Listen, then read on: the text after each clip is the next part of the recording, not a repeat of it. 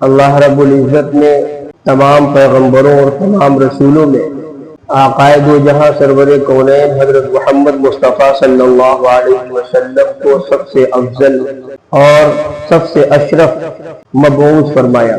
حضور اکرم صلی اللہ علیہ وسلم کو اللہ رب العزت نے سید المرسلین بنایا، تمام رسولوں کے سردار، اور صرف تمام رسول ہی نہیں بلکہ پوری انسانیت کا سردار بنا کر بھیجا ہے۔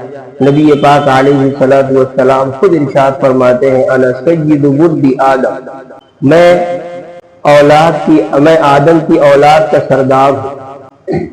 اللہ رب العزت نے جو آپ کو فضائل عنایت فرمائے، نبی پاک علیہ السلام نے خود ان فضائل کا تذکرہ فرمایا فضلت علی الانبیاء بالصدق، اللہ نے 6 چیزوں میں تمام پیغمبروں تمام رسولوں میں مجھے فضیلت بخشی۔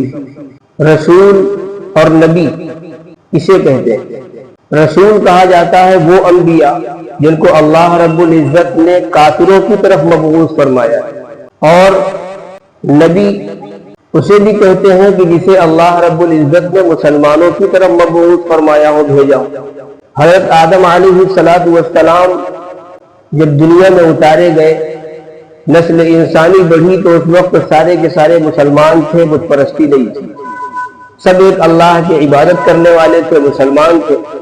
انہی میں اللہ رب العزت نے حضرت آدم علیہ السلام کو رسول بنایا، نمائندہ بنا کر مبعوث کیا۔ تو چونکہ وہ مسلمانوں کی طرف مبعوث ہوئے تھے، وہ نبی تو ہے لیکن رسول نہیں۔ پھر اس کے بعد جب انسان بڑھتے رہے، نسل انسانی بڑھتی رہی اور لوگ مختلف خاندانوں میں گروہوں میں تبدیل ہوتے رہے، بٹتے رہے، پھر مختلف سوچ اور نظریے کے لوگ بھی ہوئے۔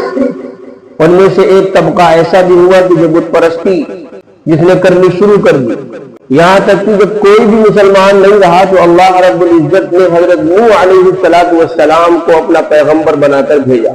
تو اب نوح علیہ السلام پیغمبر بنا کر بھیجے جا رہے ہیں کس کی طرف؟ کافروں کی طرف، کیونکہ سب بت پرست ہو چکے ہیں، ان کافروں کی طرف بھیجا گیا۔ اس لیے سب سے پہلے رسول حضرت نوح علیہ السلام، سب سے پہلے نبی حضرت آدم علیہ السلام، اور سب سے پہلے رسول حضرت نوح علیہ السلام۔ تو اب یہاں سے خلاصہ یہ نکلا کہ رسول وہ ہوتا ہے جسے نئی کتاب، نئی شریعت، نیا دین دے کر بھیجا گیا ہو، اور نبی وہ ہوتا ہے خواہ اسے نیا دین دیا گیا ہو یا پہلے نبی کی تعلیمات کو عام کرنے کے لیے بھیجا گیا ہو اور مسلمانوں کو سکھانے کے لیے بھیجا گیا ہو، تاکہ وہ گزشتہ نبی پر نازل ہونے والی کتاب اور نازل ہونے والے دین کی تشریح کر کے لوگوں کو آمادہ کرے کہ وہ شریعت پر عمل کرے۔ حضرت آدم علیہ السلام پہلے نبی، اسی طرح حضرت موسیٰ علیہ السلام رسول بھی ہیں، نبی بھی ہیں، لیکن ان کے بڑے بھائی حضرت ہارون علیہ السلام صرف نبی ہے، رسول نہیں ہے۔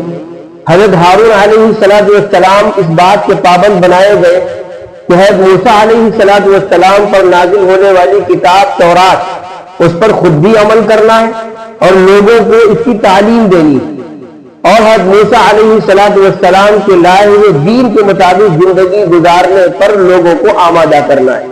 تو یہ تو بات واضح ہو گئی۔